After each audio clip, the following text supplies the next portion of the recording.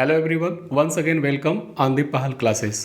पहल class VNS के मंच पे आप लोगों का एक बार फिर से स्वागत है। आज का हमारा जो लेक्चर है वो स्ट्रक्चरल रियलिज्म, संरचनात्मक यथार्थवाद पे आधारित है। संरचनात्मक यथार्थवाद को नव यथार्थवाद भी कहा जाता है और इसे साइंटिफिक रियलिज्म भी कहते हैं, वैज्ञानिक यथार्थवाद। इसमें भी तीन तरह के विचारक हैं। एक तो केनेथ वाल्स हैं, दूसरे जॉन मिर्शिमर और तीसरे रिसेंट जिसको मॉडर्न रियलिस्ट या न्यू रियलिस्ट कहते हैं, जोसेफ ग्रीको। इन तीनों विचारकों को हम एक एक करके देखने का प्रयास करेंगे। सबसे पहले देखते हैं केनेथ वाल्स का structural realism. So let's start our classes.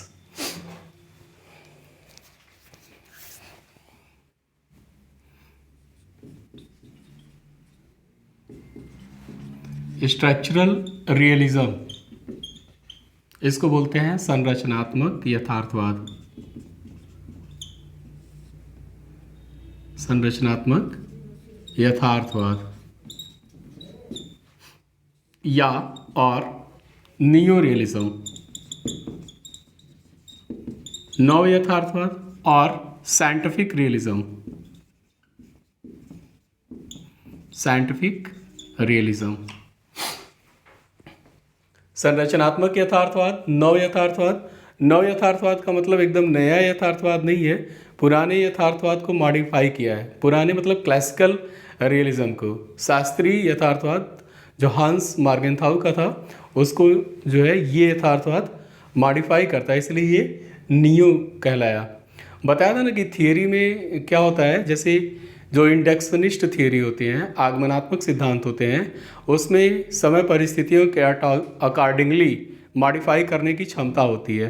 बताया था ना, सभी हंस सफ़ेद होते हैं। आपने एक थियरी बनाया, फिर आगे आपका ऑब्जर्वेशन इम्प्रूव हुआ, परिष्कृत हुआ, तो आपने बोला कि अधिकांश हंस सफ़ेद होते हैं। फिर यदि आपका जो ऑब्जर्वेशन मॉडिफाई हुआ, परिष्कृत हुआ, तो आप उसमें संशोधन करेंगे और बोलेंगे कि कुछ हंस सफ़ेद होते हैं। तो इस तरह से क्या है कि थियरी में मॉडिफिकेशन का काम चल रहा है। कार्ल पॉपर ने दिया था theory of falsification. Karl Popper, theory of falsification कहने का मतलब मिथ्याकरण का सिद्धांत। कहने का भाव ये है कि जैसे हम किसी चीज़ को कहते हैं कि कोई चीज़ सफ़ेद है, यह तभी मीनिंगफुल है जब उसका कंट्रास्ट, उसका विरोधी भी उपस्थित होगा। यानी कोई चीज़ यदि ब्लैक दिख रही है तभी वो मीनिंगफुल होगा। मिथ्यापिना का सिद्धांत, थियरी ऑफ फॉल्सिफिकेशन। तो संरचनात्मक यथार्थवाद, नव यथार्थवाद बताया अभी क्यों कहा जाता है, क्योंकि पुराने यथार्थवाद, परंपरागत यथार्थवाद या शास्त्रीय यथार्थवाद में नव यथार्थवाद क्या करता है, उसको मॉडिफाई करने का काम करता है, चीज़ों को अलग लेवल पे ले जाता है। इसलिए नव का। साइंटिफिक क्यों कहा गया, क्योंकि नियो रियलिज्म है, केनेथ वाल्स का जो संरचनात्मक यथार्थवाद है, वो आप देखेंगे कि राजनीति विज्ञान में जो व्यवहारवादी क्रांति होती है, कहते हैं पॉजिटिविज्म, प्रत्यक्षवाद के प्रभाव में आकर के एक ट्रेंड चला था व्यवहारवादी क्रांति के पश्चात। ट्रेंड क्या था कि राजनीति विज्ञान में सिद्धांत का निर्माण करना है। किस आधार पे? साइंटिफिक आधार पे। तो डेविड स्टन ने उसको प्रोपाउंड किया था कि किस तरह से राजनीति विज्ञान में वैज्ञानिक आधार पर थियरी को बिल्डअप किया जाए। फिर मार्टिन कॉपलान लेकर आए 1959 में, 1959 में केनेथ वाल्स ने एक पुस्तक लिखी थी, बड़ी ही फेमस पुस्तक है, और उस पुस्तक का नाम है मैन, स्टेट एंड वार, 1959 में।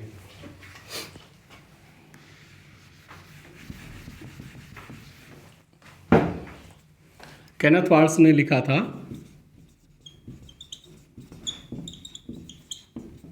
केनेथ वाल्स ने मैन, स्टेट एंड वार, 1959 में इन्होंने एक पुस्तक लिखी थी, मैन, स्टेट एंड वार। इसमें उन्होंने 3 इमेजेस प्रस्तुत किया था, 3 चित्र किया था। एक चित्र है मैन इमेज है, दूसरा राज्य इमेज है, और तीसरा जो है युद्ध का इमेज है।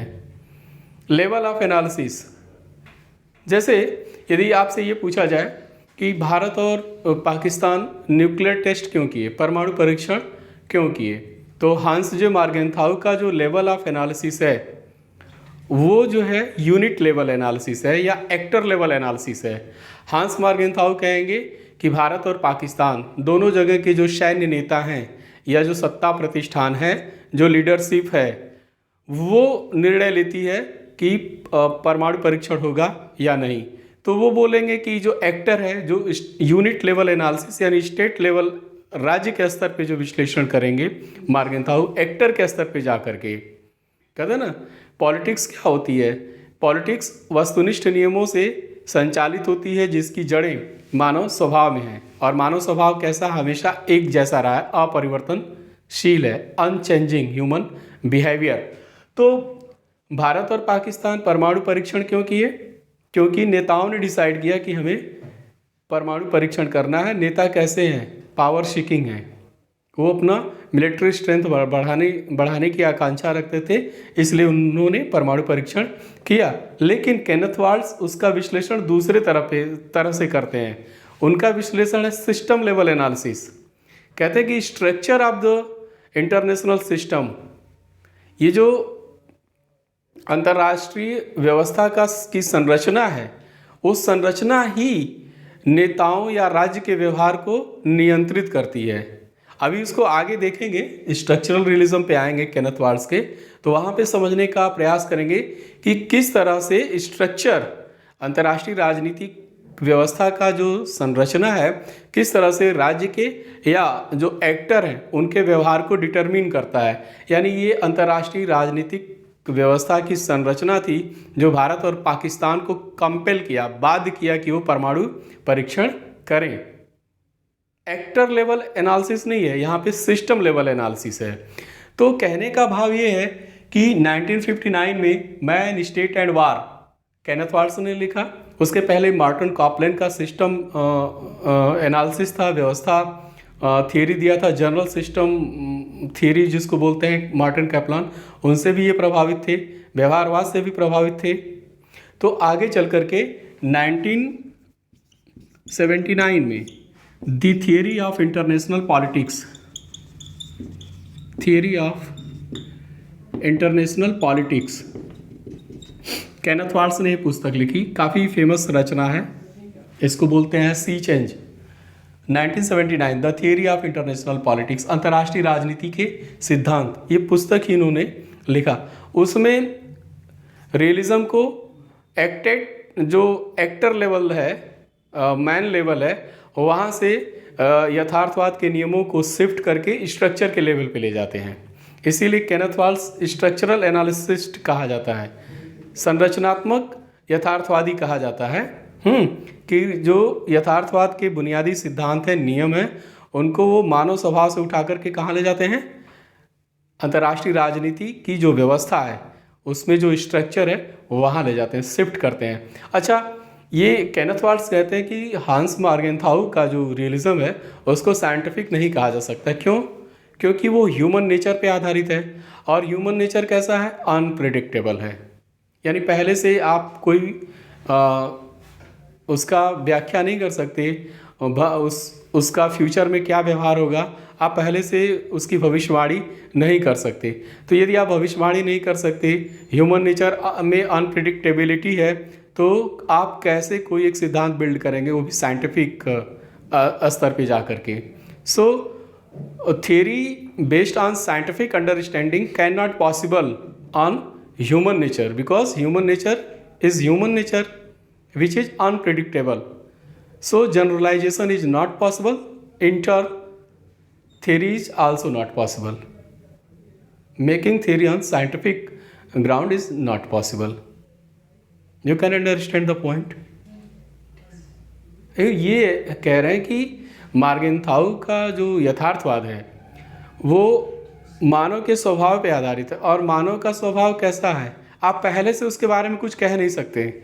मान लीजिए यदि मुझे किसी ने एक थप्पड़ मारा यहाँ पे, तो हो सकता है कि मैं उसका जवाब न दूँ। न्यूटन का नियम तो कहेगा कि क्रिया के बराबर प्रतिक्रिया होगी। यदि एक थप्पड़ किसी ने मारा है तो आप भी उसको दूसरा थप्पड़ मारेंगे। महात्मा गांधी के लिए उन्होंने क्या बोला? एक थप्पड़ मारते हैं तो चलो दूसरा ये भी ले लो, इस पर भी मार दो। कोई ये भी कर सकता है कि पोस्टपोन कर सकता है, चलो सर ने मारा है, तो सर ने मारा है तो नहीं मारेंगे। क्रिया की प्रतिक्रिया हुई नहीं हुई। कुछ ये भी कहेंगे चलो बाद में देखेंगे, आज नहीं, 5 साल बाद तुमसे बदला लेंगे। So you can't predict. आप मानव स्वभाव का विश्लेषण नहीं कर सकते। जनरलाइजेशन संभव नहीं है मानव स्वभाव के आधार पे। जब सामान्यीकरण संभव नहीं होगा, ऑब्जर्वेशन पॉसिबल नहीं है, तो फिर आप वैज्ञानिक आधार पे कैसे दावा कर सकते हैं कि आपका थ्योरी बेस्ट है वैज्ञानिक आधार पे। तो शिफ्ट करते हैं। केनेथ वाल्ट्ज कहाँ पे ले जाते हैं?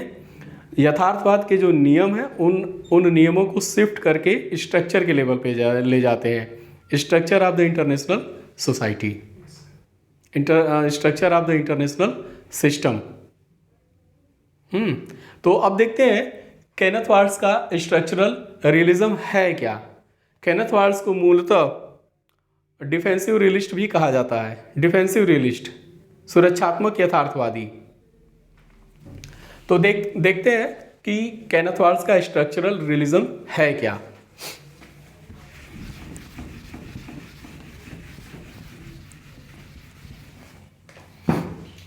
Kenneth Waltz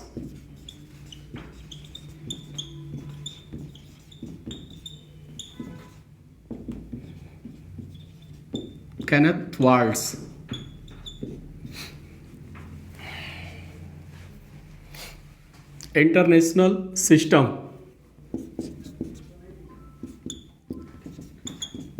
international system, unit plus structure. जो अंतर्राष्ट्रीय व्यवस्था है, ये यूनिट यानी इकाइयां और संरचना, इससे मिलकर के अंतर्राष्ट्रीय व्यवस्था का निर्माण होता है। इकाइयां और संरचना। इकाइयां क्या हैं? ये नेशन स्टेट हैं। क्या है? Nation state. ये स्टेट हैं। संरचना क्या होगा?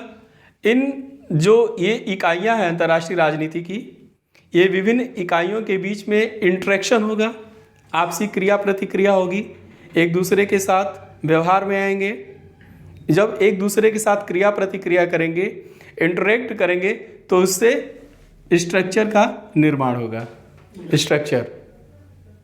तो अंतर्राष्ट्रीय राजनीति की जो मुख्य इकाइयां हैं, प्रिंसिपल एक्टर क्या हैं? स्टेट है, नेशन स्टेट। दूसरी इकाइयां भी हैं, लेकिन वो सब क्या हैं? ये जो राष्ट्र राज्य है उसके छाये में काम करती हैं। प्रिंसिपल एक्टर, मुख्य जो कर्ता हैं अंतर्राष्ट्रीय राजनीति के, वो क्या हैं? स्टेट हैं, नेशन स्टेट। और इनके बीच में इंटरेक्शन होगा। इनके बीच में जब इंटरेक्शन होगा तो इससे क्या होगा? स्ट्रक्चर जनरेट होगी। स्ट्रक्चर।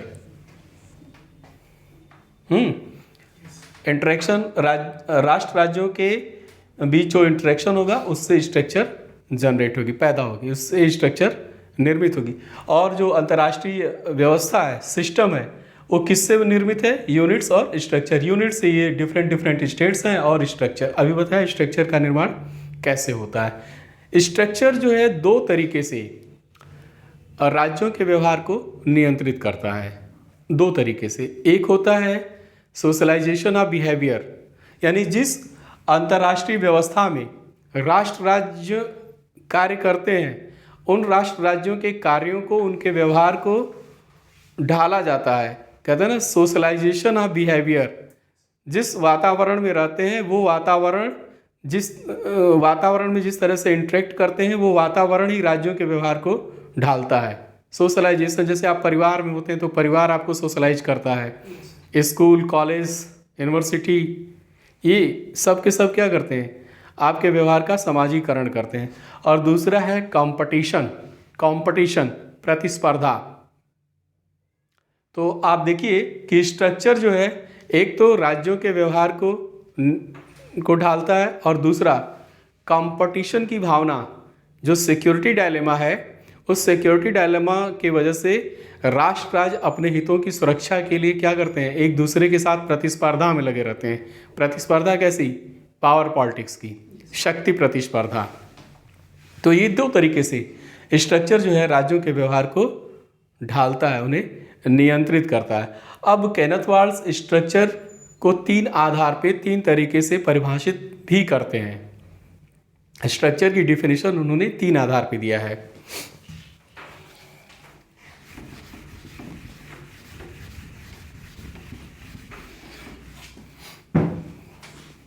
स्ट्रक्चर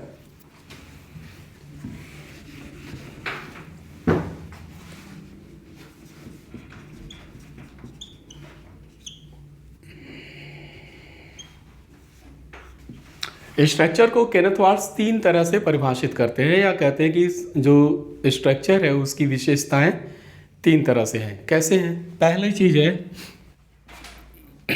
ये दिख रहा है ना, पहला चीज है ऑर्डरिंग प्रिंसिपल।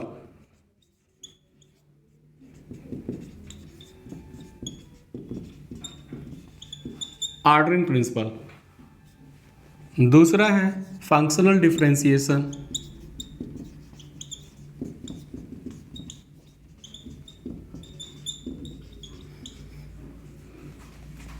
तीसरा है डिस्ट्रीब्यूशन ऑफ कैपेबिलिटी।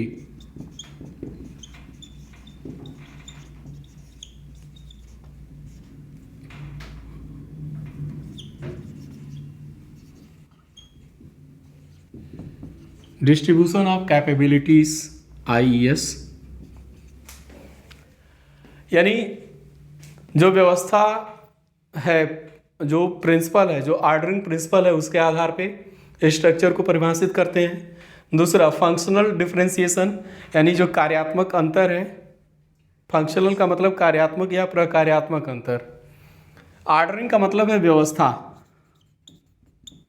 व्यवस्था सिद्धांत, ऑर्डरिंग प्रिंसिपल, व्यवस्था सिद्धांत। फंक्शनल का मतलब कार्यात्मक या प्रकार्यात्मक, कार्यात्मक अंतर क्या है, इसके आधार पे। डिस्ट्रीब्यूशन का मतलब होता है वितरण। किसका वितरण? कैपेबिलिटीज यानी सामर्थ्य या शक्ति, इसका वितरण। इसके आधार पे केनेथ वाल्स अंतर्राष्ट्रीय राजनीतिक व्यवस्था है, उस व्यवस्था की जो संरचना है उसको डिफाइन करने का काम करते। एक एक करके देखते हैं।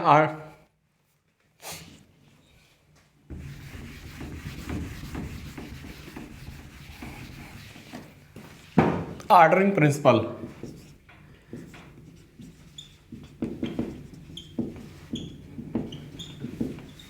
दो तरह का ऑर्डरिंग प्रिंसिपल होता है, या पॉलिटिक्स को देखेंगे, एक डोमेस्टिक पॉलिटिक्स है और दूसरा इंटरनेशनल पॉलिटिक्स है। डोमेस्टिक पॉलिटिक्स और दूसरा है इंटरनेशनल पॉलिटिक्स। तो जो डोमेस्टिक पॉलिटिक्स है, आप उसमें हायरार्की देखेंगे। हायरार्की, हायरार्की का मतलब है पद सोपान, यही होता है ना मतलब हिंदी में। और इंटरनेशनल सिस्टम में एनार्की है। एनार्की यानी अराजकता, अराजकता। डोमेस्टिक पॉलिटिक्स में आप हायरार्की देखते हैं, सत्ता का पद सोपान होता है। जो घरेलू राजनीति है वो व्यवस्थित है, उसमें व्यवस्था कैसे है, उसमें हायरार्की आप देखेंगे। सेंट्रल गवर्नमेंट है, स्टेट लेवल की गवर्नमेंट है, डिस्ट्रिक्ट लेवल की गवर्नमेंट है। तो उसमें क्या है, व्यवस्था है, उसका एक क्रम है। और जो इंटरनेशनल सिस्टम है, उस सिस्टम की स्ट्रक्चर क्या है, उस स्ट्रक्चर में एनार्की है। वहाँ पे हायरार्की नहीं है, वहाँ पे एनार्की है। एनार्की का मतलब कानून विहीनता नहीं है, लॉलेसनेस नहीं है। एनार्की का मतलब है कि कोई सुप्रीम, कोई बड़ी अथॉरिटी नहीं है जो स्वतंत्र और संप्रभु राष्ट्र राज्यों के या सरकारों के व्यवहार को नियंत्रित कर सके। कोई एबव अथॉरिटी नहीं है, जैसे कोई विश्व सरकार नहीं है कि वो सरकारों के व्यवहार को नियंत्रित कर सके। अंतर्राष्ट्रीय कानून तो है, लेकिन उस अंतर्राष्ट्रीय कानून की कोई परवाह नहीं करता, कोई भी महाशक्ति उसका परवाह नहीं करते। तो इंटरनेशनल पॉलिटिक्स है, यानी जो इंटरनेशनल सिस्टम है उसके जो स्ट्रक्चर है वो स्ट्रक्चर कैसा है? एनार्किक है, अराजकता है। स्वतंत्र और संप्रभु राष्ट्र, राज्यों या सरकारों के ऊपर कोई दूसरी सरकार नहीं है, विश्व सरकार नहीं है, कोई दूसरी अथॉरिटी नहीं है। तो आप देखें ऑर्डरिंग प्रिंसिपल के आधार पे जो स्ट्रक्चर है, स्ट्रक्चर को डिफाइन करने का काम करते हैं। इंटरनेशनल सिस्टम का स्ट्रक्चर क्या है? एनार्किक है। इस आधार पे दूसरा चीज देखते हैं, functional differentiation.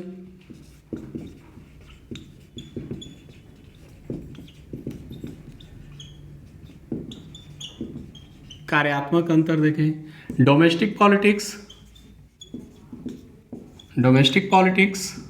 And international politics.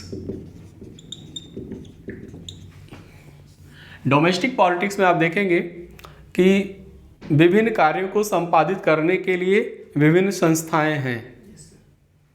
विधायी कार्यों के संपादन करने के लिए विधायिका है, कार्यपालिका है, जो कानून बनते हैं उनको क्रियान्वित करने के लिए। उस क्रियान्वयन में भी जो कार्यपालिका शाखा है सरकार की, उसके पास भी अपना एक मैकेनिज्म है, रेगुलर मैकेनिज्म, ब्यूरोक्रेसी, अधिकारी वर्ग है। और आप देखिए जो कानून है उसकी व्याख्या करने के लिए, कानून तोड़ने वालों को दंड देने के लिए न्यायपालिका है ना। स्पेशलिस्ट एजेंसीज हैं, स्पेशलिस्ट इंस्टीट्यूशंस हैं जो विभिन्न कार्यों का संपादन करते हैं। तो फंक्शनल यानी कार्यात्मक रूप से देखेंगे तो क्या है? विभिन्नता है, विभिन्न शाखाएं जो है विभिन्न कार्यों का संपादन करती हैं। लेकिन अंतर्राष्ट्रीय राजनीति में आप देखेंगे तो जो फंक्शनल डिफरेंशिएशन है वो नहीं है। क्यों नहीं है? क्योंकि सभी राज्य, सभी नेशन स्टेट एक जैसा कार्य करते हैं। वो क्या है? स्ट्रक्चर क्या है? अंतर्राष्ट्रीय व्यवस्था का अराजक है। उस अराजक व्यवस्था में सभी के सभी राष्ट्र राज्य एक जैसा कार्य करते हैं, है ना। उनके फंक्शन में कोई अंतर नहीं है। क्या कार्य करते हैं? सिक्योरिटी का, अपने सर्वाइवल का कार्य करते हैं, अपने भौतिक सुरक्षा करने का काम करते हैं। टेरिटोरियल इंटीग्रिटी को बनाए रखने का कार्य करते हैं, राजनीतिक सीमाओं की सुरक्षा करते हैं, भौतिक अस्तित्व की रक्षा करते हैं। सभी स्टेट सिमिलर फंक्शन परफॉर्म करते हैं, सिमिलर, कोई अंतर नहीं होता है। क्यों ऐसा करते हैं? क्योंकि अराजक अवस्था में जो राज्यों का व्यवहार है वो अमर्यादित हो जाता है। सिक्योरिटी डायलेमा की स्थिति है। अराजकता का मतलब जब कोई सुप्रीम अथॉरिटी नहीं है, तो फिर ऐसा कोई सुप्रीम अथॉरिटी नहीं है, कोई विश्व सरकार नहीं है, तो हर राज्य सुरक्षा खतरा का सामना करते हैं। उसको बोलते हैं सिक्योरिटी डायलेमा। यानी कोई भी राष्ट्र आज आश्वस्त नहीं हो सकता अपने पड़ोसी को लेकर के कि उसका पड़ोसी कब, न जाने कब उसके ऊपर सैन्य हमला कर दे। यानी उसकी सीमाएं असुरक्षित, हमेशा सुरक्षा दुविधा में पड़ा रहता है। तो सुरक्षा दुविधा से निकलने के लिए, क्योंकि कोई हायर अथॉरिटी नहीं है, कोई विश्व सरकार नहीं है ना, कोई अंतर्राष्ट्रीय संगठन नहीं है जो सभी राष्ट्र राज्यों की सुरक्षा की गारंटी ले सके, तो ऐसे में जो सिक्योरिटी डायलेमा है, उस सिक्योरिटी डायलेमा में राज्यों को अपनी सर्वाइवेबिलिटी के लिए, अपने भौतिक अस्तित्व की सुरक्षा के लिए, अपनी उत्तरजीविता के लिए क्या करना पड़ेगा? अपने मिलिट्री स्ट्रेंथ को, पावर को, कैपेबिलिटी को बढ़ाना पड़ेगा। तो ये है सिक्योरिटी डायलेमा। तो सिक्योरिटी डायलेमा है तो फिर राष्ट्र क्या करेंगे? अपने पावर को बढ़ाने का प्रयास करेंगे।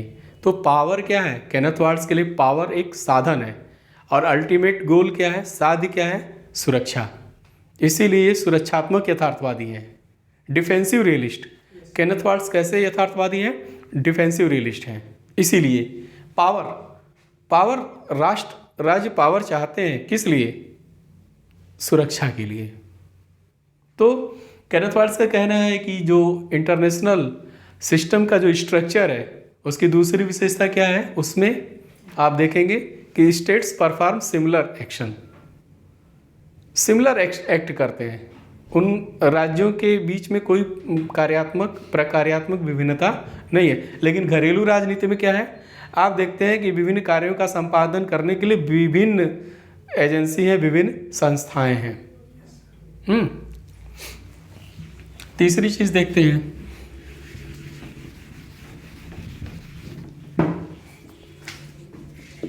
Distribution of capability.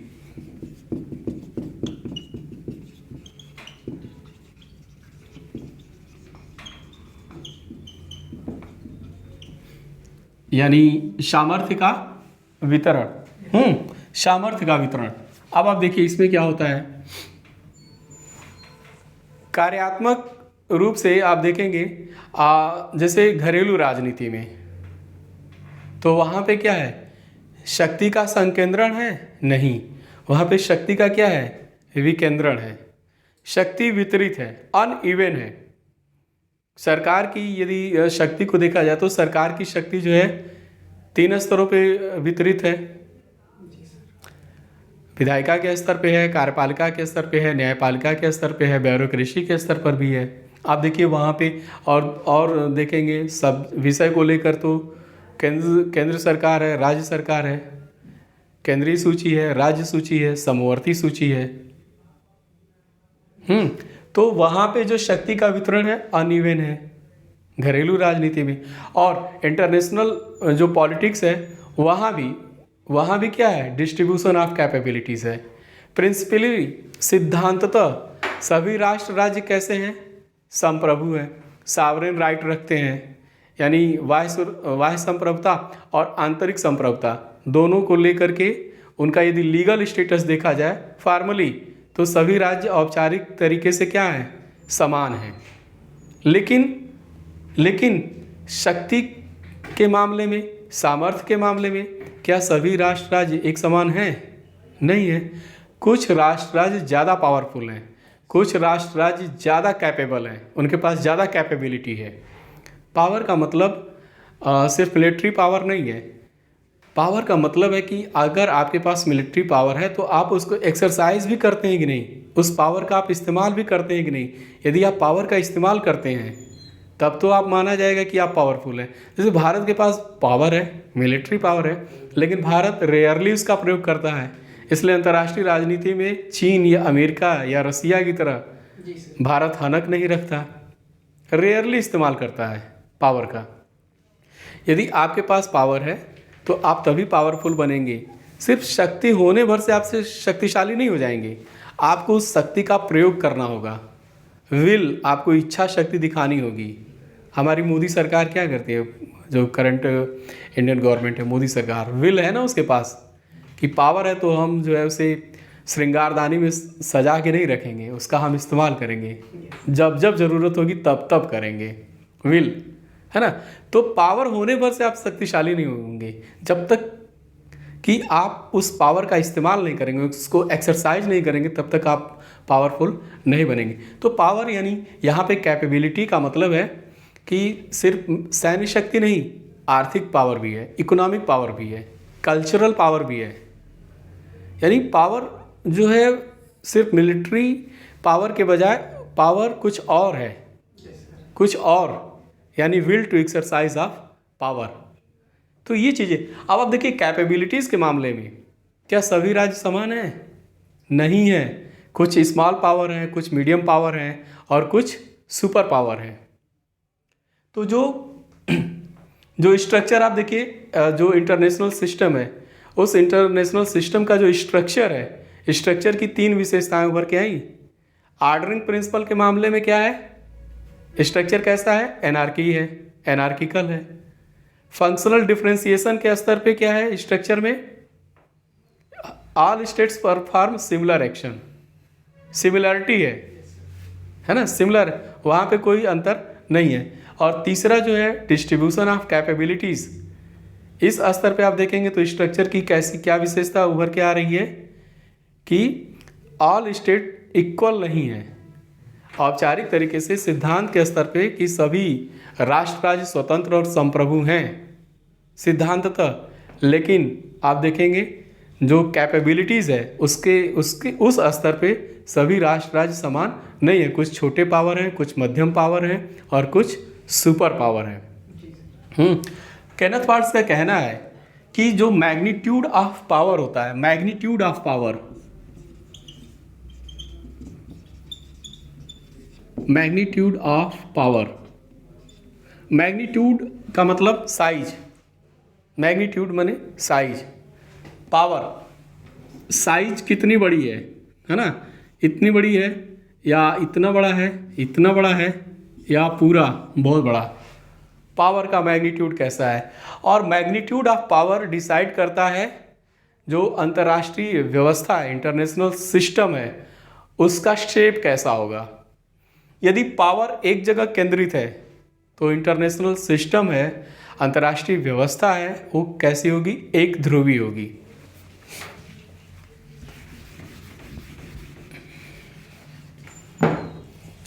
Magnitude of power, magnitude of power, ये जो पावर है, पावर की साइज है ना, ये डिसाइड करेगा कि इंटरनेशनल सिस्टम कैसा है।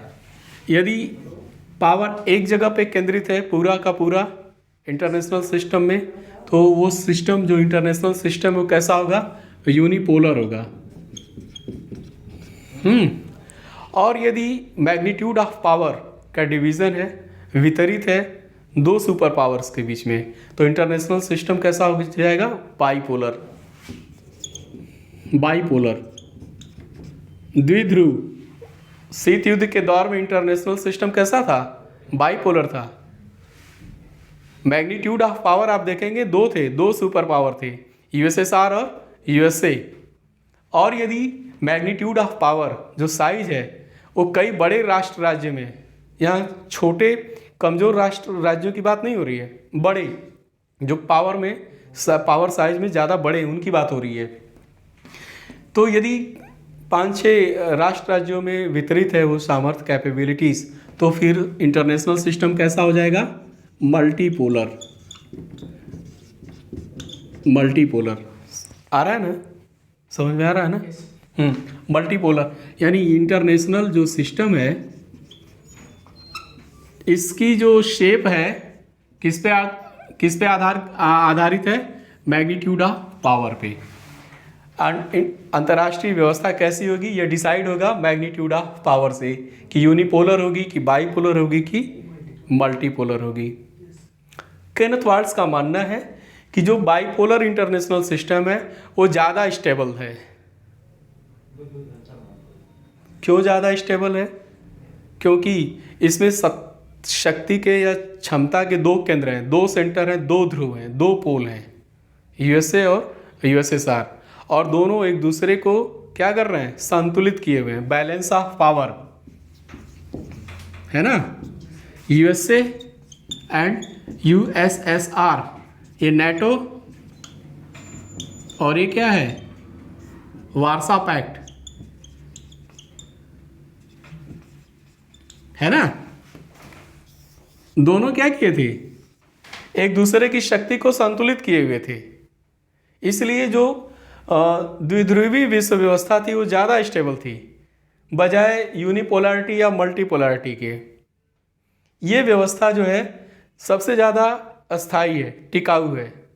इंटरनेशनल सिस्टम बाईपोलर होगा तो वो ज़्यादा टिकाऊ है, उसमें ज़्यादा स्थिरता है और अंतर्राष्ट्रीय शांति और सुरक्षा ज़्यादा संभव है।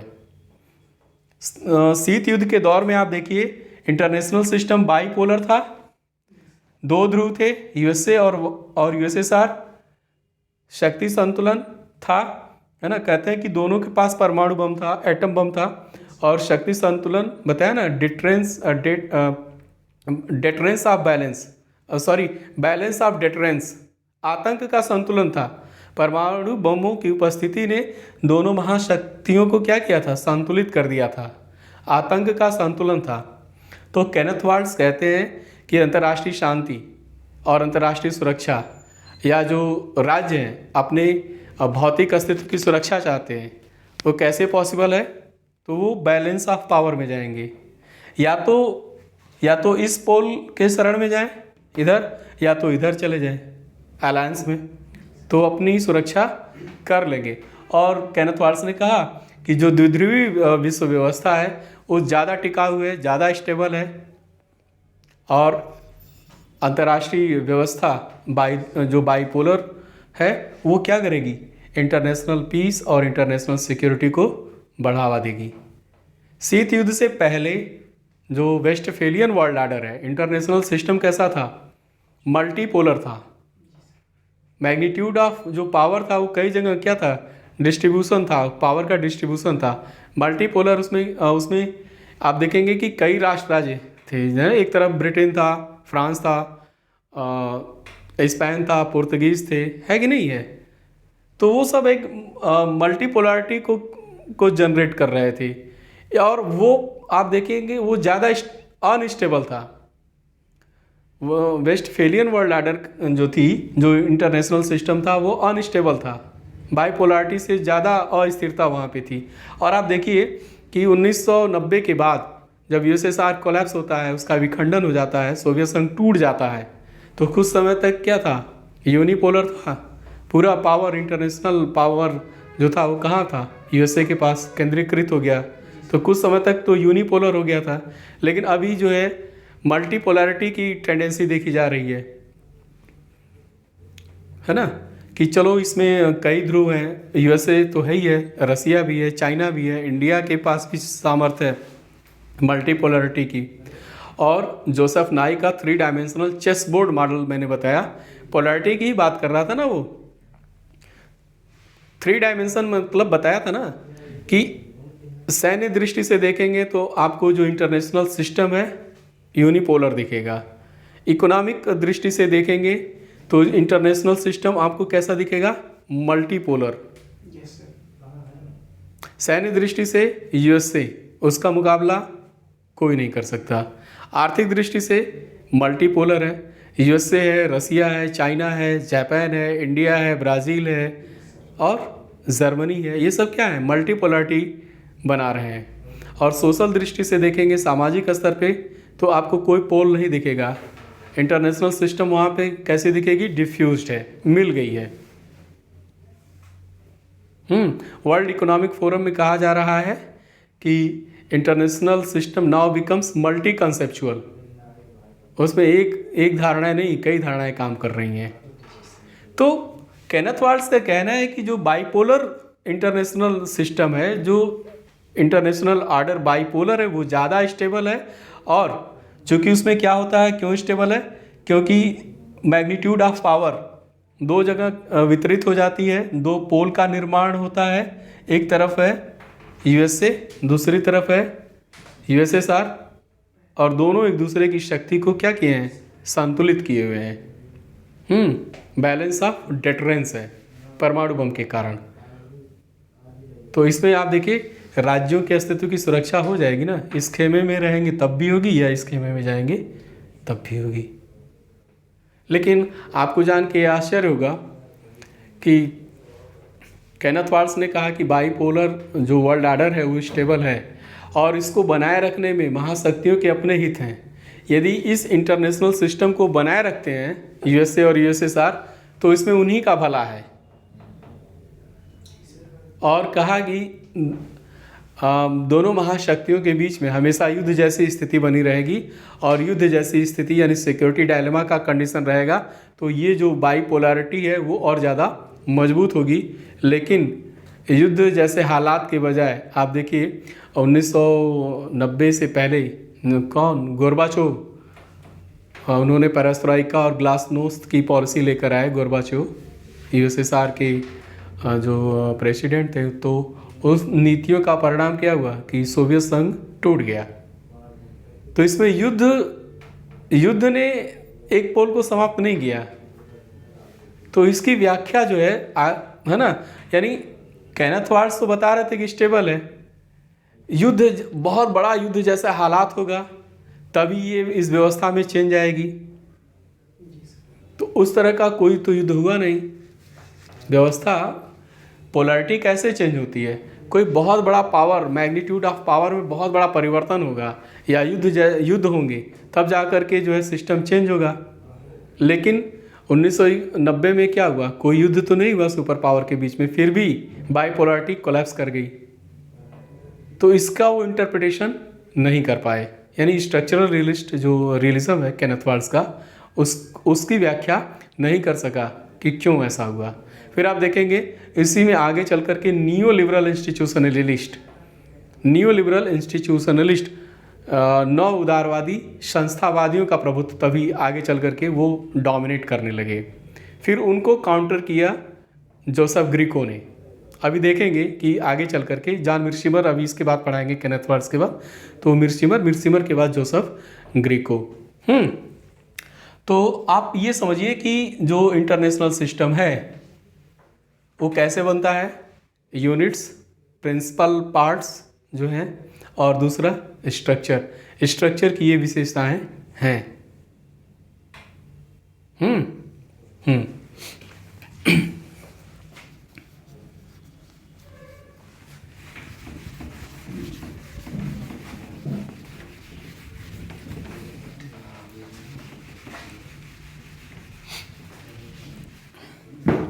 तो केनेथ वाल्स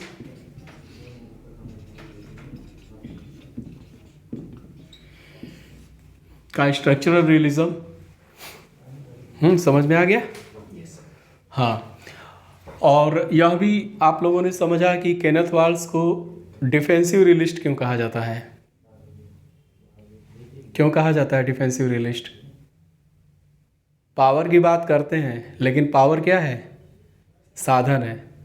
साध्य क्या है? इंटरनेशनल सिस्टम में साध्य क्या है? सिक्योरिटी। तो केनेथ वाल्स कुल मिलाकर के सिक्योरिटी मैक्सिमाइजर है। क्या बढ़ाना चाहते हैं? सिक्योरिटी।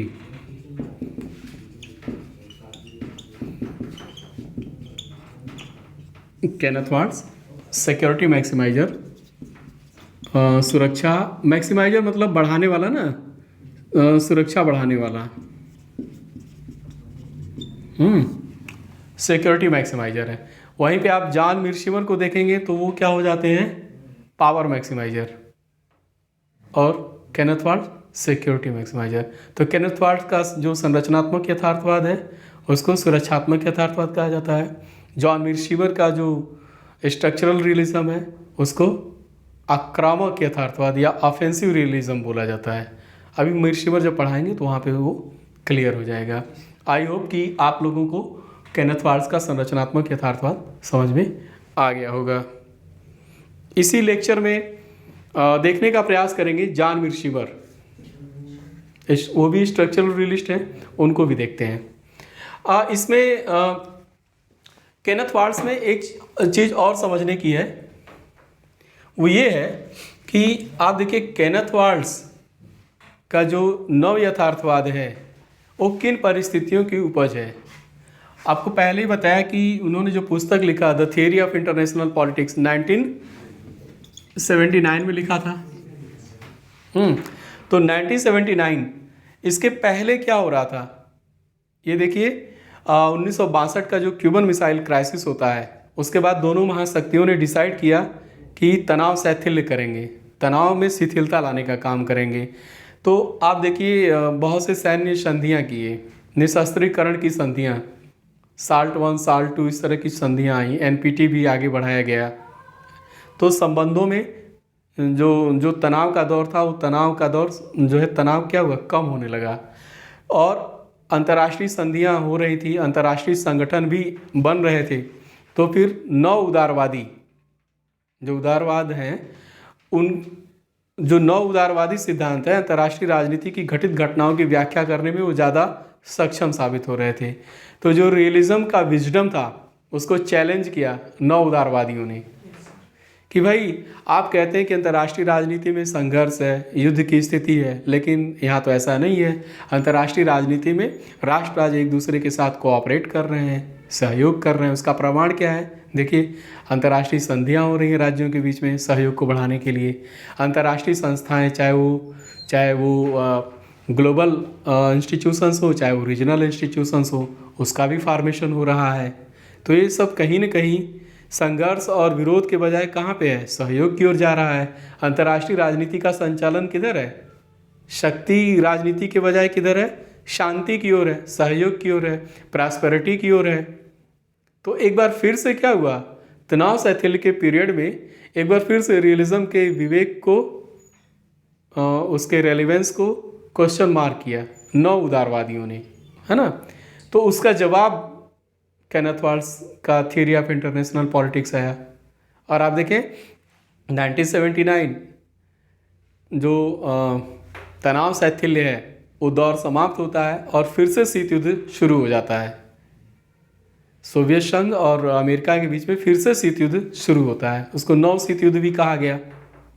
सोवियत संघ का जो हस्तक्षेप हुआ अफगानिस्तान में, दोनों महाशक्तियों के बीच संबंधों में तनाव को एक बार फिर से बढ़ा दिया। तो एक बार फिर से जो है ना कि रियलिज्म तो यही कहता है कि अंतर्राष्ट्रीय राजनीति है उसमें पावर पॉलिटिक्स होती है, पावर पॉलिटिक्स होती है। देखिए शुरू हो गया। तो रियलिज्म के विजडम को एक बार फिर से री इस्टेब्लिश किया किसने? केनेथ वाल्स ने, है ना। आप लोग मूवी देखते हैं, उसमें एक गाना है, मुझ में अगन है अभी बाकी आजमा लो। जब जब रियलिज्म के विजडम को चैलेंज मिला तब तब उसने कहा मुझ में अगन है अभी बाकी आजमा लो। तो आजमा लिया। उसका जवाब केनेथ वाल्स लेकर के आ गए थे। ये था उसका पृष्ठभूमि था। अब फिर से देखते हैं आगे क्या डेवलपमेंट होता है।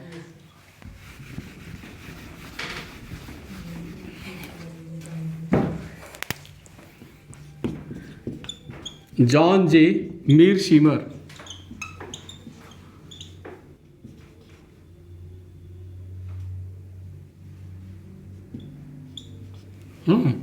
जॉन जे मीरशीमर, इन्होंने, इनकी फेमस पुस्तक है tragedy of great power politics.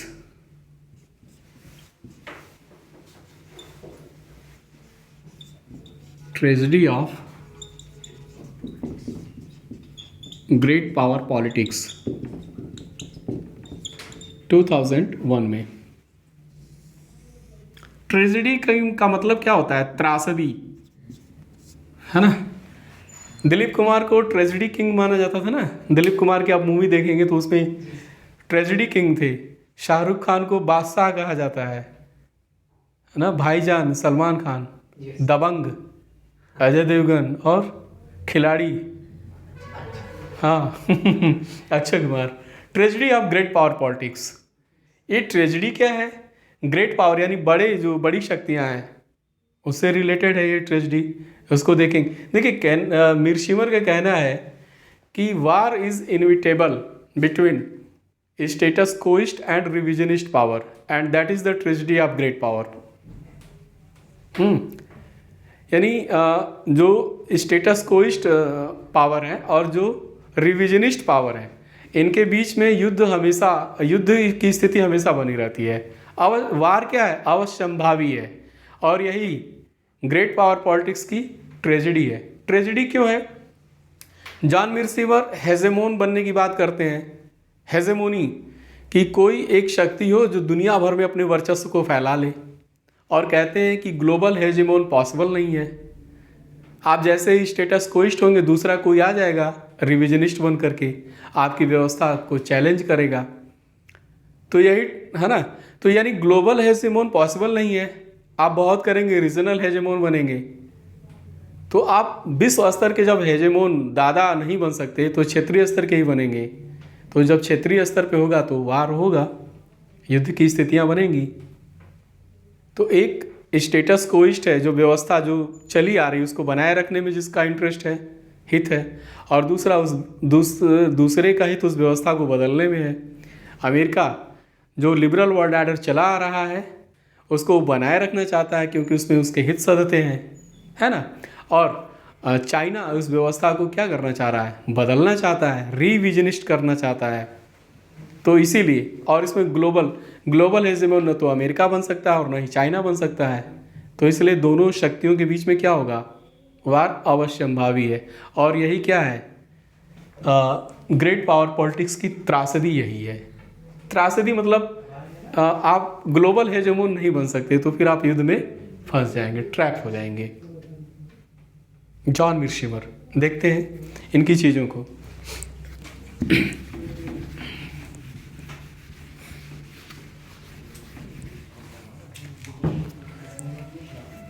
John मिर्शिमर भी क्या है?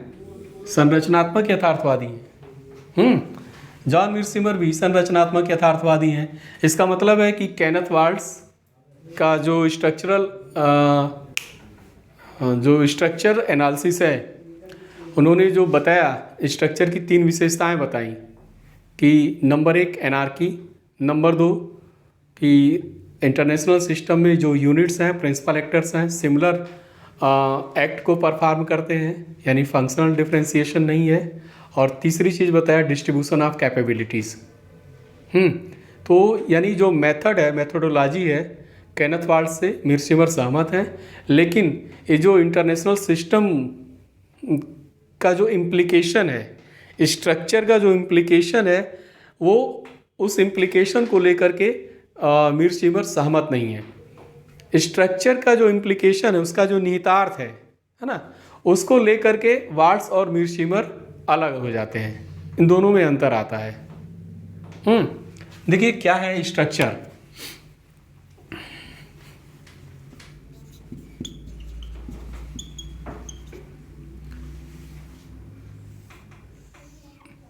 इम्प्लीकेशन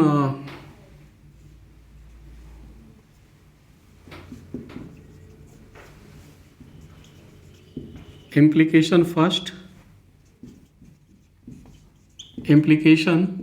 इम्प्लीकेशन समझ रहे हैं ना, निहितार्थ। यानी स्ट्रक्चर का जो ये इंटरनेशनल सिस्टम है, इंटरनेशनल सिस्टम का जो स्ट्रक्चर है, उसका जो इम्प्लीकेशन है, वो वहाँ पे दोनों अलग हो जाते हैं।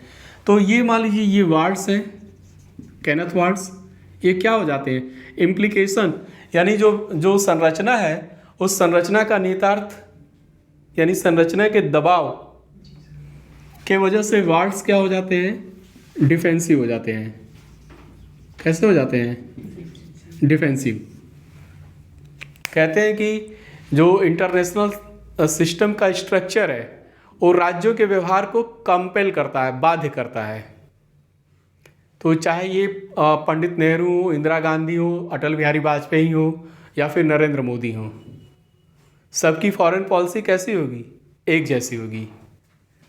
स्ट्रक्चर क्यों एक जैसी होगी? सबको सिक्योरिटी डायलेमा की स्थिति में हर राज्य क्या करेगा? अपने भौतिक अस्तित्व की सुरक्षा चाहेगा। तो चाहे वो नेहरू हो, लाल बहादुर शास्त्री हो, इंदिरा गांधी हो, डॉक्टर मनमोहन सिंह हो, अटल बिहारी वाजपेयी हो, या नरेंद्र मोदी, सबकी पॉलिसी एक होगी। ये व्यवहार को कौन डिटरमिन कर रहा है? Structure of the international system. अब आप समझ में आया? मैं शुरू में लेक्चर के शुरुआत में मैंने बोला था कि भारत और पाकिस्तान परमाणु परीक्षण किए। क्यों किए? मार्गेनथाउ कहेंगे, यूनिट लेवल एनालिसिस मार्गेनथाउ का है। कहते हैं कि जो नेता हैं, सैन्य नेता या जो एस्टेब्लिशमेंट है, जो नेता हैं, वो मूलतः कैसे हैं? ह्यूमंस हैं। और ह्यूमन स्वभाव से कैसा है? शक्ति चाहता है, पावर चाहता है, और पावर पाने के लिए पावर पॉलिटिक्स करता है। तो भारत और पाकिस्तान परमाणु बम का परीक्षण कर रहे हैं। क्यों कर रहे हैं? पावर बढ़ाने के लिए, क्योंकि उनके नेताओं के व्यवहार में ऐसा है। पावर सीकिंग एनिमल है, पावर चाहते हैं। अब केनेथ वाल्ट्ज पे आ जाइए। Structure level analysis. भारत और पाकिस्तान न्यूक्लियर टेस्ट क्यों करते हैं? क्योंकि जो स्ट्रक्चर है इंटरनेशनल सिस्टम का, वो कंपेल कर रहा है न्यूक्लियर टेस्ट करने के लिए, है ना। एनार्की है, सिमिलर एक्ट को परफॉर्म कर रहे हैं, और डिस्ट्रीब्यूशन ऑफ कैपेबिलिटीज़ के मामले में दोनों देश क्या हैं? अनइक्वल हैं। एक अपनी सुरक्षा बढ़ाएगा तो सुरक्षा की दुविधा दूसरे देश को पैदा होगी, खतरा महसूस करेगा। भारत परमाणु परीक्षण करता है तो उसके अगले ही दिन पाकिस्तान भी परमाणु परीक्षण करके सिक्योरिटी डायलेमा से निकलने का क्या करता है? प्रयास करता है ना। भारत राफेल लेगा तो पाकिस्तान भी उसकी काट करेगा। तो सिक्योरिटी डायलेमा में फंसे होते हैं, और ऐसी अवस्था, अराजक अवस्था में सिक्योरिटी डायलेमा से निकलने का एकमात्र उपाय क्या है? कि आप अपने पावर को और मजबूत करिए। तो आप देखिए, ये नेताओं का बिहेवियर नहीं है, इट्स नॉट ह्यूमन नेचर। ये इंटरनेशनल सिस्टम का जो स्ट्रक्चर है वो राज्यों के व्यवहार को डिटरमिन कर रहा है। यानी नेता किस तरह की विदेश नीति बनाएंगे, किस तरह की पॉलिसी बनाएंगे, या उनके अपने विवेक पे डिपेंड नहीं करता, वो स्ट्रक्चर पे है। आप समझिए ना, इंदिरा गांधी को तो चलो ठीक है, समझ में आ रहा है कि वो हार्ड लाइनर थी, पावरफुल थी, आयरन लेडी थी, तो उन्होंने परमाणु बम का परीक्षण किया। लेकिन आप अटल बिहारी वाजपेयी को कैसे जस्टिफाई करेंगे फिर? वो तो सौम्य नेता माने जाते हैं ना। इंदिरा जी की तरह हार्ड लाइनर या मोदी जी की तरह, अमित शाह की तरह तो हार्ड लाइनर नहीं थे अटल जी। तो फिर अटल जी ने क्यों परमाणु बम का परीक्षण किया? स्ट्रक्चर डिसाइड कर रहा है, चाहे वो नेता कोई भी हो, है ना, नेता कोई भी हो, अंतर्राष्ट्रीय राजनीति व्यवस्था का जो स्ट्रक्चर है वो आपको कंपेल कर रहा है कि आप परमाणु बम के परीक्षण के लिए जाइए, सुरक्षा पाने के लिए। तो देखा, जो स्ट्रक्चर का जो इम्प्लीकेशन है केनेथ वाल्ट्ज के लिए क्या है? सुरक्षा चाहते हैं, वो डिफेंसिव हो जाते हैं। निहितार्थ उसका उनके लिए क्या है? डिफेंसिव बन जाते हैं। और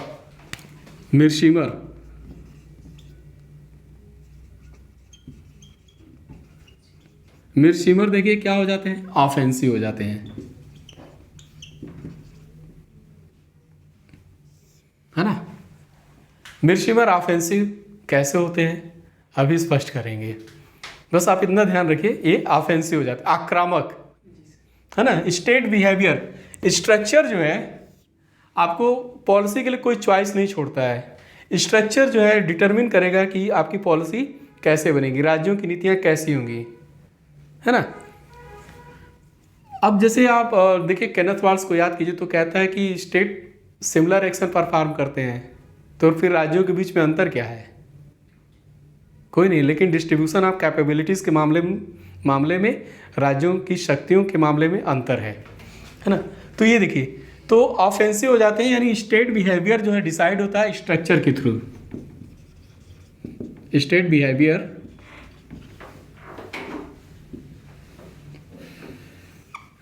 जो राज्यों का व्यवहार है वो कौन डिटरमिन कर रहा है? एक राज्य जो विदेश नीति के निर्माता हैं, फॉरेन पॉलिसी मेकर्स हैं, यदि वो वार्ड्स को फॉलो करेंगे तो कैसे नीतियां बनाएंगे? डिफेंसिव, सुरक्षा बढ़ाने वाली। और यदि वो मिरसिमर के को फॉलो करेंगे विदेश नीति निर्माता, तो कैसी फॉरेन पॉलिसी बनाएंगे? कैसी पॉलिसी बनाएंगे? ऑफेंसिव, है ना। इम्प्लीकेशन दोनों के लिए अलग अलग हो गया कि नहीं? हाँ, अभी इसको क्लियर करते हैं।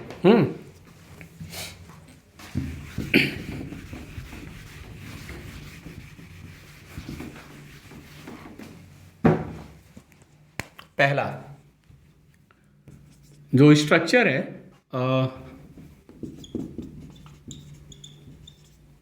स्ट्रक्चर्स की कुछ मान्यताएं बताते हैं जॉन मिरशिमर। जो स्ट्रक्चर ऑफ इंटरनेशनल सिस्टम है उसकी कुछ मान्यताएं, आप कुछ विशेषताएं आप कह सकते हैं, या मान्यताएं, उसको बोलते हैं बेडरॉक एजम्पशन। एक स्ट्रांग वर्ड का इस्तेमाल किया है मिरशिमर ने, बेडरॉक एजम्पशन स्ट्रक्चर की। क्या है? पहला है एनार्की।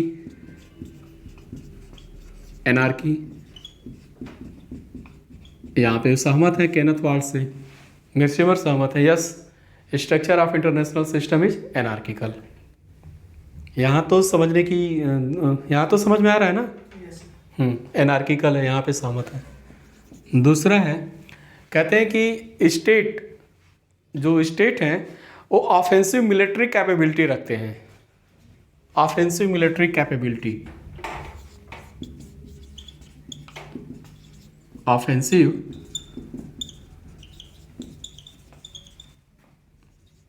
कैपेबिलिटी, कैसी कैपेबिलिटी? आक्रामक सैन्य क्षमता। ऑफेंसिव, आक्रामक सैन्य क्षमता।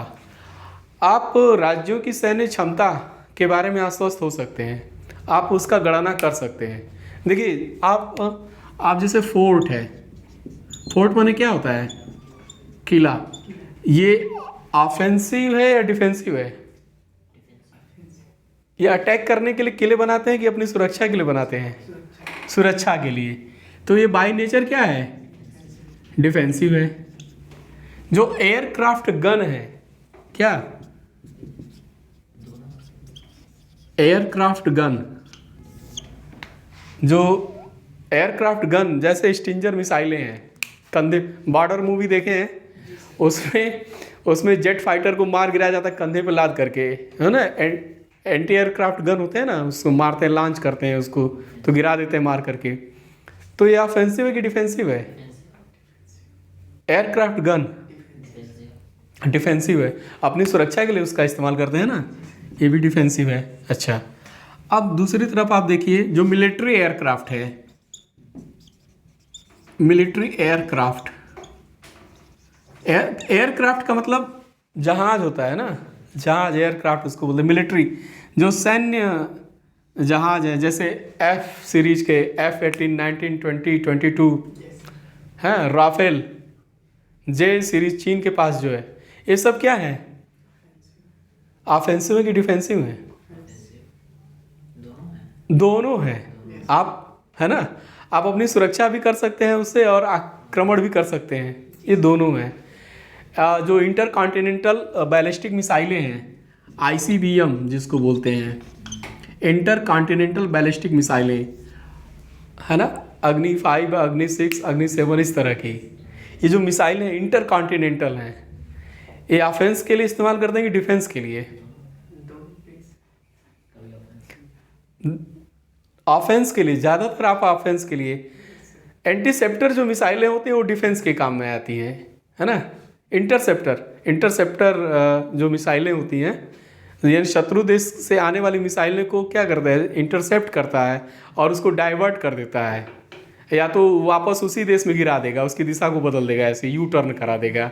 तो मान लो पाकिस्तान से आ रहा है दिल्ली पे अटैक करने के लिए, जौनपुर में, तो इंटरसेप्टर मिसाइल लगा देंगे तो वो उस जो पाकिस्तान का मिसाइल है वो सीधे कराची भेज देगा, इस्लामाबाद, जाओ वहीं पे गिर जाओ। या तो उसको हिंद महासागर में ले जाएगा डाइवर्ट करके, या वापस ये ऐसे आ रहा है तो यू टर्न करा के फिर वापस भेज देगा उसे। तो ये क्या है? डिफेंसिव ही है ना ये। और टैंक, ये ऑफेंस, ये डिफेंस और ऑफेंस दोनों के काम में आते हैं ना ये सब।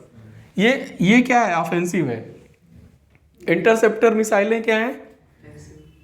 डिफेंसिव हैं, आप अपनी डिफेंस करते हैं ना उससे। और जो फोर्ट है, फोर्ट तो बताया। जो टैंक है, टैंक ये क्या है? ऑफेंसिव है कि डिफेंसिव है? क्या है टैंक फंडामेंटली ऑफेंसिव है। आप टैंक अपनी डिफेंस के लिए लेके जाते हैं, अरे अपनी सीमा से निकलते हैं, दूसरे की सीमा में हमला करने के लिए जाते हैं ना टैंक लेकर के। टैंक फंडामेंटली डिफेंसिव है, सॉरी ऑफेंसिव वेपन्स है। तो जॉन मिर्शिमर का कहना है कि स्टेट पजेज सम मिलिट्री ऑफेंसिव कैपेबिलिटी।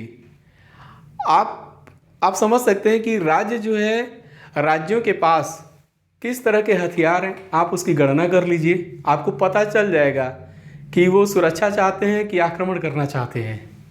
अगर जिसके आर्सेनल में, जिसके डिस्पोजल में सबसे ज़्यादा ऑफेंसिव किस्म के हथियार होंगे, तो अपनी सुरक्षा के लिए आएगा कि वो अटैक करने के लिए आएगा।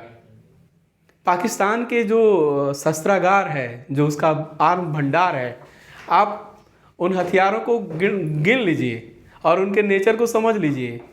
भारत कहता है ना कि पाकिस्तान जो हथियार खरीदता है उससे किसको खतरा है?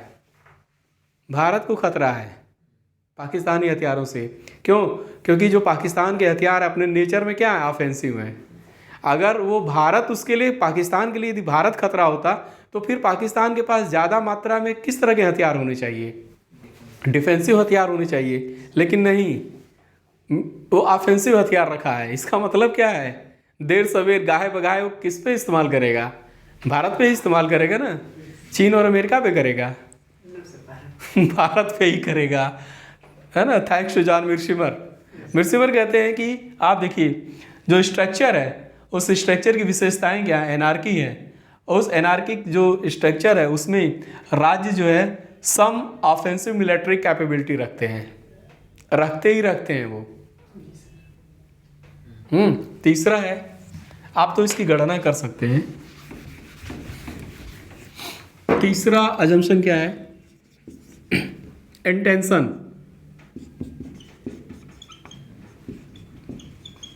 इंटेंशन इंटेंशन का मतलब क्या है? आशय, मंशा, है ना? आशय या मंशा। यानी मिर्शिमर का कहना है कि आप मिलिट्री कैपेबिलिटी को तो आप समझ सकते हैं, उसकी गणना कर सकते हैं, लेकिन आप दूसरे राज्य की मंशा क्या है, आप कभी इसके बारे में श्योर हो सकते हैं? अनसर्टेनिटी है। अनसर्टेनिटी इंटेंशन को लेकर के है। ठीक है, इंडिया के पास मिलिट्री ऑफेंसिव कैपेबिलिटी है, लेकिन क्या भारत के इरादे के बारे में पाकिस्तान और चाइना कभी निश्चित हो सकते हैं? नहीं हो सकते। मतलब कोई भी जो देश है वो किसी दूसरे देश के इंटेंशन को लेकर के कभी आश्वस्त नहीं हो सकता कि वो अभी आज कुछ सोच रहा है, अभी कुछ कह रहा है, कल कुछ और कर देगा। तो आप इंटेंशन को लेकर के आप श्योर नहीं हो सकते। कैपेबिलिटी की गणना के लिए आपके पास क्या है? डिफेंस मिनिस्ट्री है। जो डिफेंस मिनिस्ट्री है वो कैपेबिलिटी की गणना करती है। और इंटेंशन को समझने के लिए क्या है? इंटेंशन को समझने के लिए हमारे पास फॉरेन मिनिस्ट्री है ना, विदेश मंत्रालय। हमारे पास जो इंटेलिजेंस है, आईबी, रा, ये सब क्या करते हैं? खुफिया एजेंसियाँ, विदेश मंत्रालय, ये मतलब जो राइवरली है उसके इंटेंशन को जज करने का काम करते हैं कि वास्तव में उसका इरादा क्या है, मंशा क्या है। भारत राफेल खरीद रहा है ना? तो भारत के राफेल खरीदने के पीछे की असली वजह क्या है, उसका मंशा क्या है, इंटेंशन क्या है? क्या वो सच में पाकिस्तान या चीन के ऊपर उसका इस्तेमाल करेगा आक्रमण करने के लिए, या अपना डिफेंस करने के लिए ले रहा है? So you can not sure about the intention. ठीक है, तीसरी बात। चौथी बात है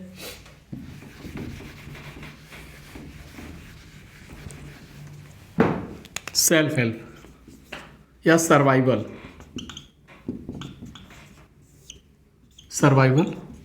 सेल्फ हेल्प।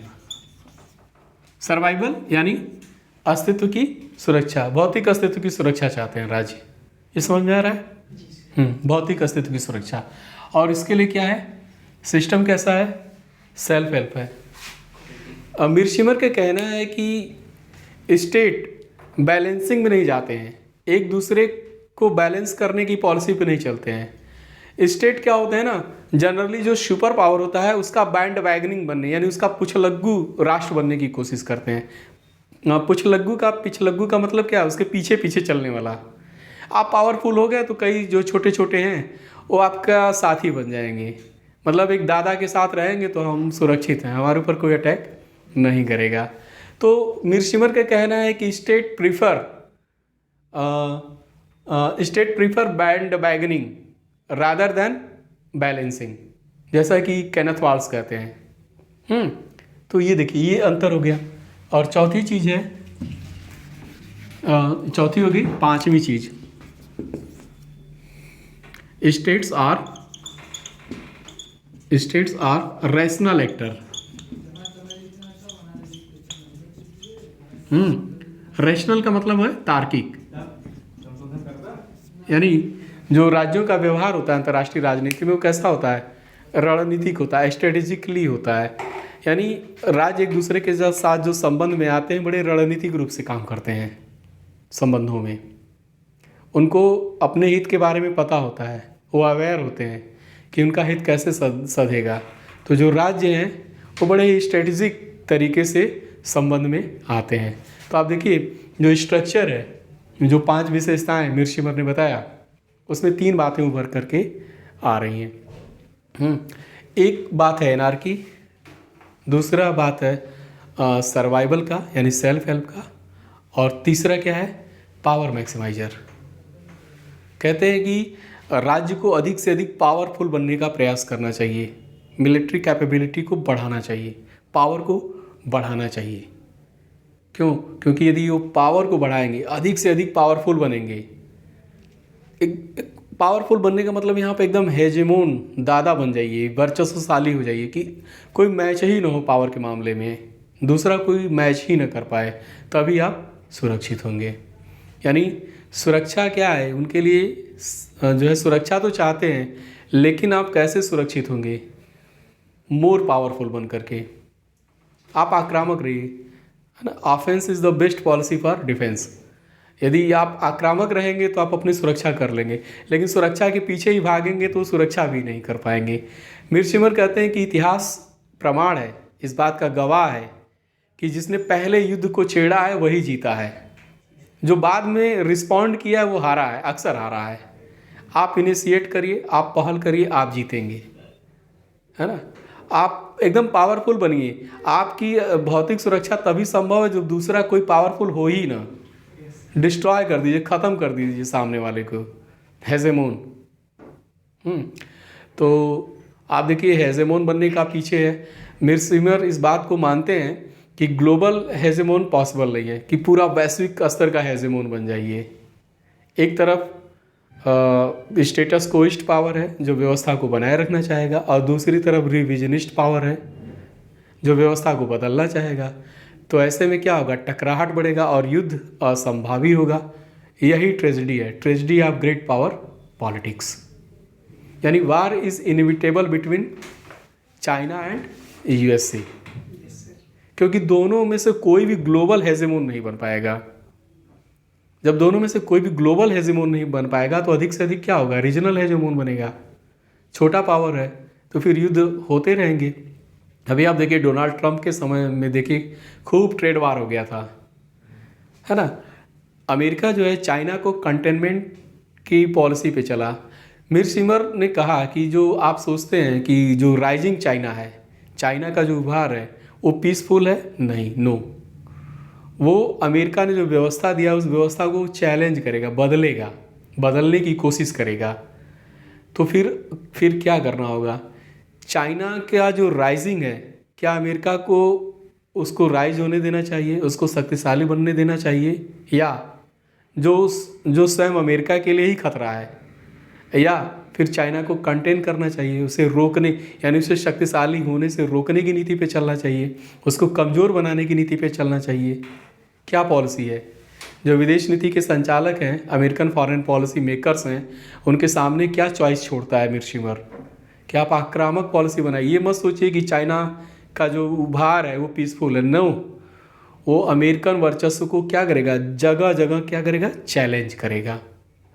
तो आपको चाइना को रोकना है। आप वो भूल जाइए जो केनेथ वाल्स कहते हैं कि चाइना जो है अपनी पावर बढ़ा रहा है, किस लिए? सिक्योरिटी के लिए। अंतर समझ में आ रहा है वाल्स और मिर्शिमर में? वाल्स कहेंगे कि चीन अपनी सुरक्षा चाहता है इसलिए अपने पावर को बढ़ा रहा है। केनेथ वाल्स कहेंगे नो नो नो, चाइना एक क्या है? रिविजनिस्ट पावर है, वो आपकी व्यवस्था को चैलेंज करेगा, आपके दादागिरी को ख़त्म करने वाला काम करेगा। तो ये मत समझिए जो केनेथ वाल्स कर रहे हैं, जो मैं कह रहा हूँ वो सही है, वो ऑफेंसिव होगा। पता है ना, स्ट्रक्चर के इम्प्लीकेशन को लेकर के वाल्स और मिर्शिमर अलग हो जाते हैं। जो उसका इम्प्लीकेशन है, फॉरेन पॉलिसी मेकर के पास वाल्स जो विदेश नीति निर्माता है उस रक्षात्मक नीतियाँ अपनाएंगे, और जो मिर्शिमर को फॉलो करेंगे तो आप आक्रामक नीतियाँ बनाएंगे। कहते हैं कि डायरेक्ट वार, मिर्शिमर कहते हैं कि डायरेक्ट वार हमेशा पॉसिबल नहीं होता है कि आप किसी से डायरेक्ट वार लड़िए। यदि आपका पड़ोसी है तो आप डायरेक्ट वार लड़ सकते हैं उसके साथ, लेकिन यदि आपका पड़ोसी दूसरे कॉन्टिनेंट में है, आपकी सीमाएं साझा नहीं कर रहा है, तो उसको आप कैसे रोकेंगे यदि वो हेजेमोन हो रहा है ना। तो मिर्शिमर का मानना है कि जो चाइना का उभार है वो एशिया में क्या है? हेजेमोनी अपना इस्टेब्लिश करना चाहता है, रीजनल हेजेमोन। एशिया में एक दादा बनना चाहता है। तो जाहिर सी बात है जब एशिया में दादागिरी करेगा तो एशिया में किसका इंटरेस्ट फुलफिल नहीं होगा? अमेरिका का नहीं होगा। अभी भी देखिए साउथ चाइना सी में फटकने नहीं देता है अमेरिका को। जैसे अटलांटिक ओशन के पार उधर चले जाइए, है ना, तो अमेरिका फटकने नहीं देता है। तो वैसे ही सोच रहा है, यानी वेस्टर्न हेमीस्फीयर में अमेरिका का दादागिरी है तो इधर मिर्सिमर का कहना है कि जो ईस्टर्न हेमिफेयर है उसमें चाइना अपना वर्चस्व बनाना चाहता है, रीजनल हेजेमोनी। तो अमेरिका को क्या करना है, एक तो दूसरे कॉन्टिनेंट में है तो उसको जो है कंटेनमेंट, जैसे शीत युद्ध के दौरान अमेरिका ने सोवियत संघ को रोकने की नीति पे चला, तो वैसे ही अब मिर्शिमर कहते हैं कि अमेरिका को चीन को रोकने की नीति पे चलना चाहिए।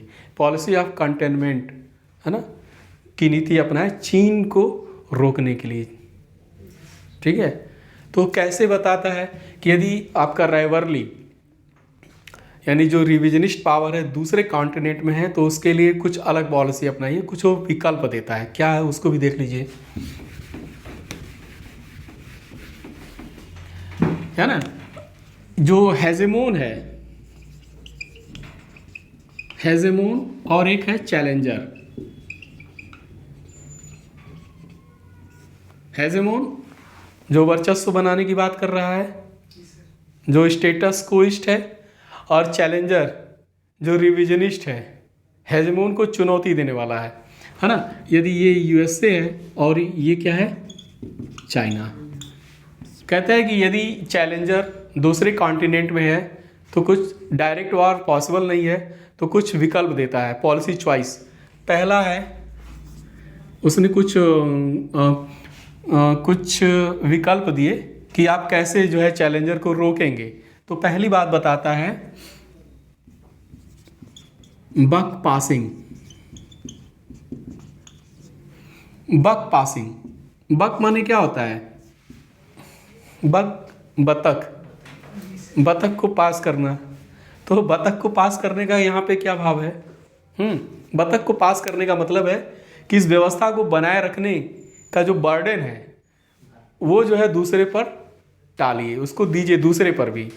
यानी व्यवस्था को बनाए रखने में जो खर्चे आ रहे हैं, जो बर्डन है, उस बर्डन का पूरा भार स्वयं मत लीजिए, है ना, उसका भार जो है दूसरे पर भी ट्रांसफ़र कर दीजिए। यानी जो व्यवस्था चल रही है जिसमें हेजेमोन को फ़ायदा है और इसका जो बैंड वैगन है, जो पिछलग्गू राष्ट्र है, उनको भी फ़ायदा है, तो इस व्यवस्था को टिकाए रखने की जिम्मेदारी सिर्फ अमेरिका की ही नहीं है, दूसरों की भी होनी चाहिए। यानी जो चैलेंजर है इसको रोकने के लिए जो व्यवस्था आएगी, है ना, जो भी कुछ उपाय किए जाएंगे, जिसमें खर्चे आएंगे, उसका कुछ भार और लोग भी उठाएं, तो उसको बोलता है बग कैचर। बग कैचर, है ना, बग कैचर यानी जो है बर्डन कुछ इसको ट्रांसफ़र कर दीजिए। जैसे यूएसए के लिए इंडिया क्या है, एक बग कैचर हो सकता है। चीन भाई अमेरिका के लिए थोड़ी प्रॉब्लमेटिक है, भारत के लिए भी है। तो चीन को रोकना है तो इंडिया को भी क्या करना होगा, कुछ भार तो वहन करना होगा ना बर्डन को। तो अमेरिका के लिए, है ना, यूएसए के लिए इंडिया क्या हो सकता है, बग कैचर हो सकता है। ठीक है, एक ये स्ट्रेटजी है, रणनीति, विकल्प। दूसरा विकल्प क्या है, ये सही है चाइना। दूसरा विकल्प क्या है, diverting attention.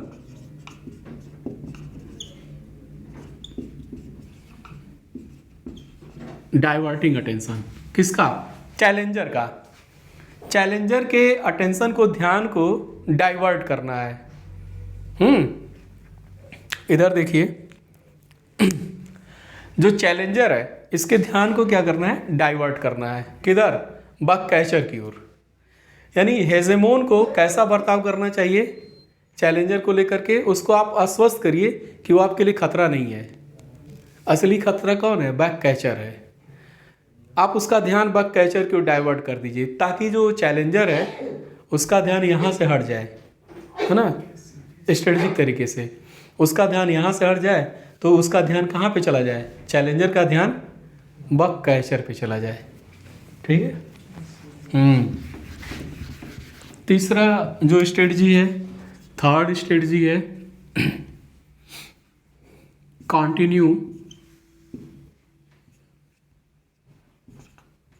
Continue promote bug catcher, है ना। बग कैचर को लगातार क्या करना है, प्रमोट करते रहना है। भारत को लगातार बताते रहना है। यदि भारत को बैक कैचर के तौर पे अमेरिका देखता है तो भारत को लगातार चैलेंजर के प्रति आगाह करता रहेगा। देखो, हिंद महासागर में तुम्हारे लिए खतरा है। मोतियों की जो माला देख रहे हो ना, pearl of string, string of pearls, वो क्या है? देखो, चीन तुम्हें जगह जगह से घेर रहा है, तुम्हें घेर लिया है। हमारे साथ अलाई करो। नैम की पॉलिसी में कहाँ जा रहे हो, फंस रहे हो उधर? हमारे साथ आ जाओ, हमारे साथ आओगे तभी आपकी भलाई, आपकी सुरक्षा संभव है ना। ये पीसफुल नहीं है। ये पूरे एशिया में अपना वर्चस्व स्थापना करना चाहता है, आपको तहस नहस करके छोड़ेगा। इतना मतलब बक कैचर को इतना डरा दीजिए कि वो जो है हेजेमोन का इसको जो है इसका साथ दे, है ना। कंटिन्यू प्रमोट बक कैचर। यदि वो कमज़ोर है तो उसको शक्ति दीजिए, उसका नेटो का थोड़ा सदस्य बना दीजिए, है ना। उसको एफ सीरीज के कुछ विमान दीजिए। अगर आप उसे नहीं दे सकते तो अपने मित्र फ्रांस से कह के राफेल दिला दीजिए, है ना। आप लगातार उसको प्रमोट करते रहिए। चौथी स्ट्रेटजी है बेट एंड ब्लड। बेट का मतलब क्या होता है? चारा खिलाते रहिए, है ना। बक कैचर को चारा खिलाते रहिए। ब्लड, और बदले में क्या होगा? खून बहाते रहेंगे। जो स्टेटस कोइस्ट है ना, वो क्या करेगा? स्टेटस कोइस्ट के लिए जो चैलेंजर होते हैं वो दोनों चैलेंजर होते हैं उसके लिए। जैसे भारत भी अमेरिका को चैलेंज करेगा, तो अमेरिका की दृष्टि में भारत भी चैलेंजर है, और लेकिन उससे बड़ा चैलेंजर चाइना है। तो दोनों को क्या करेगा वो? दोनों को चारा खिलाता रहेगा, लो खाओ, मजबूत हो, और एक दूसरे का खून बहाओ, है ना, बहाते रहो।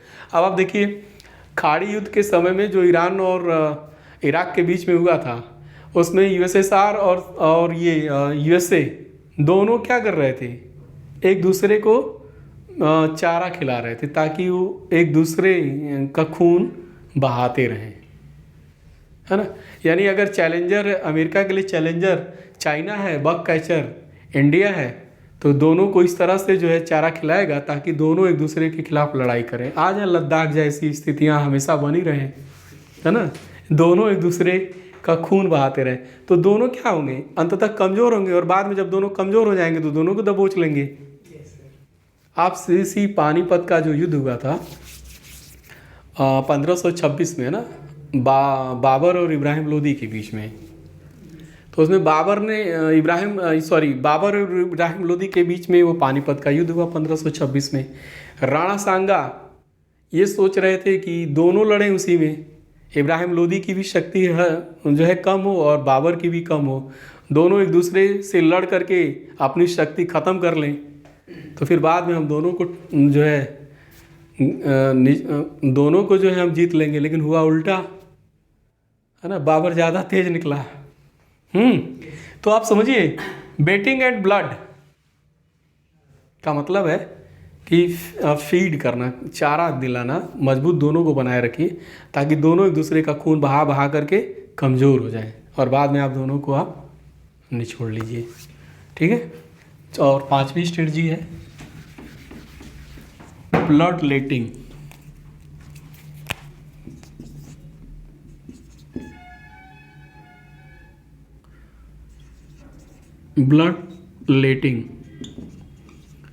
ब्लड लेटिंग का मतलब होता है खून देना।